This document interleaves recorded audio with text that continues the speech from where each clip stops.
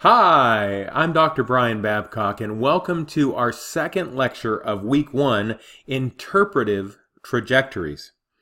As students of Scripture, we need to remember that interpretation is not a task that simply seeks a destination, but it is one that follows a particular path.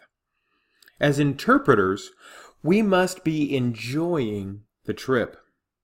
At the same time, we don't ignore the destination.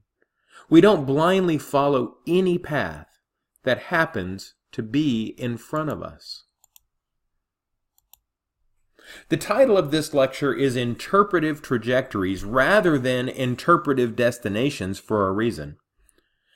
Interpretation is not concerned with reaching a destination with no regard for the journey it takes to get there.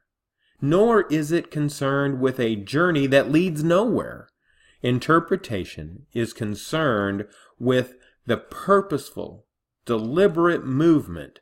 It is concerned with an interpretive trajectory.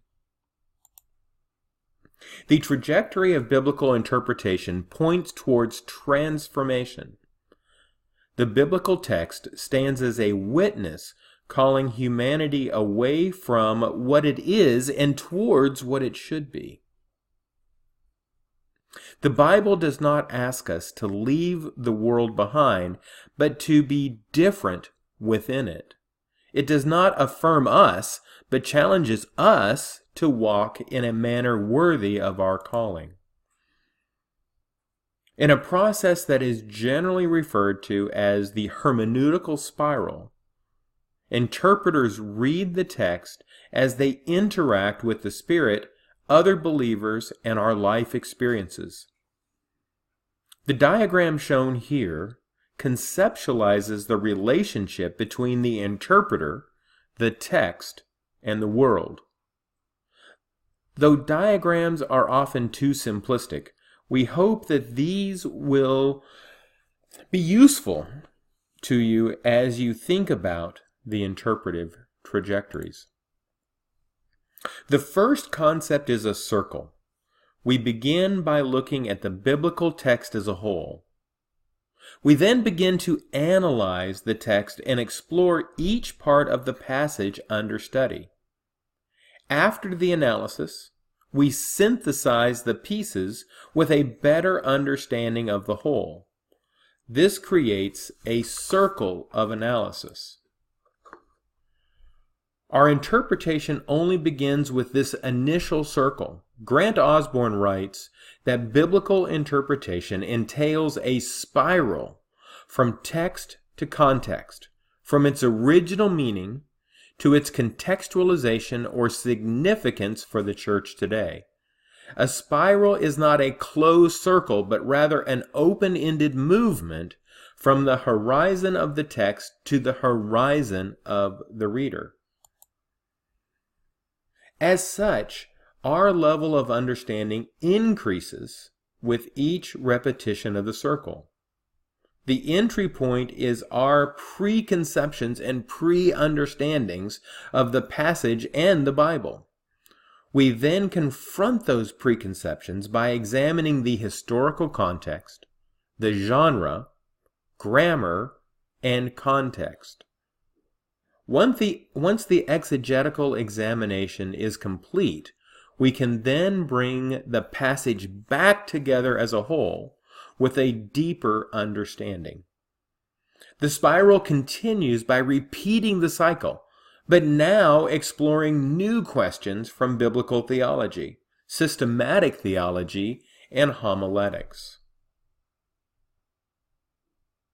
Osborne argues that a spiral of interpretation is needed because the sacred author's intended meaning is the critical starting point, but not an end in itself. The task of hermeneutics must begin, I'm going to say that again, the task of hermeneutics must begin with exegesis, but is not complete until one notes the contextualization of that meaning for today. And I'm going to shift the view of your slide so you can see the 4 boxes that we show here: exegesis, biblical theology, systematic theology, and homiletics, as we move through our homiletical progression. Then we approach a passage, or when we approach a passage, we should find ourselves confirming, questioning, or modifying our understanding of the text. This interaction with the Bible is followed by a critical reflection on the text in community, and we would call that RT in this graphic. Our reflection involves prayer and conversation with other believers about the passage. As we reflect critically on the text, we continue to experience God in our lives, and that would be the RE in our passage, by striving to live in accordance with His Word. So what this text, or what this graphic is really trying to show us here, is that we're in a spiral process where we engage in the text, we confront our own preconceptions, we come back to the text, we then add outside research and a contextual study of the historical context. We come back to the text and see what we know, and then we go back and we add a word study and a grammatical study, and then we come back to the text. So it's this idea of adding research, coming back to see what the text says, then adding more research, coming back to see what the text says, breaking the text grammatically, putting it back together and see what it says.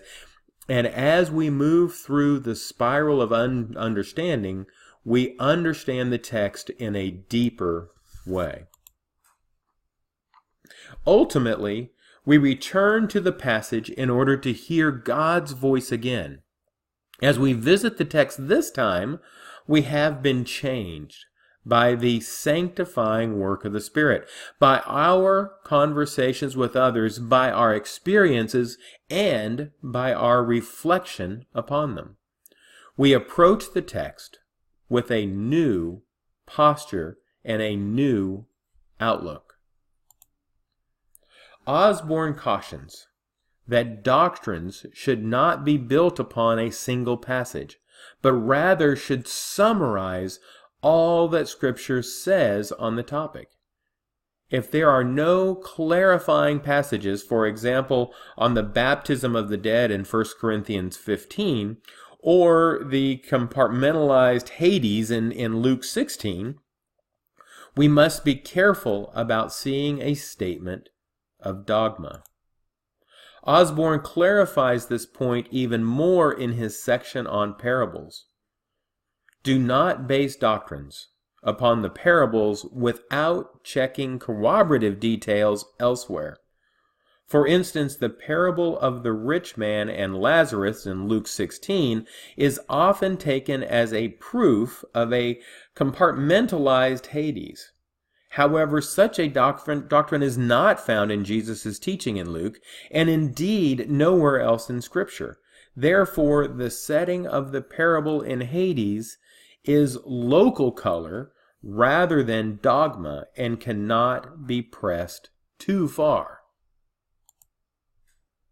As we continue this sort of process throughout our lives and allow the Spirit to transform us into people who are growing into holiness, we will be able to hear God's voice in the text with greater accuracy and depth. We will also be better able to stand as witnesses to a watching world.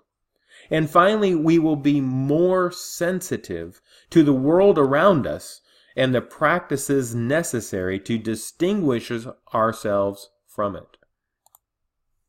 We cannot afford to interpret Scripture without recognizing, seeking to be subject to, and agents of its transformative functions of teaching, reproof, correction, and training in righteousness, as we find in 2 Timothy 3.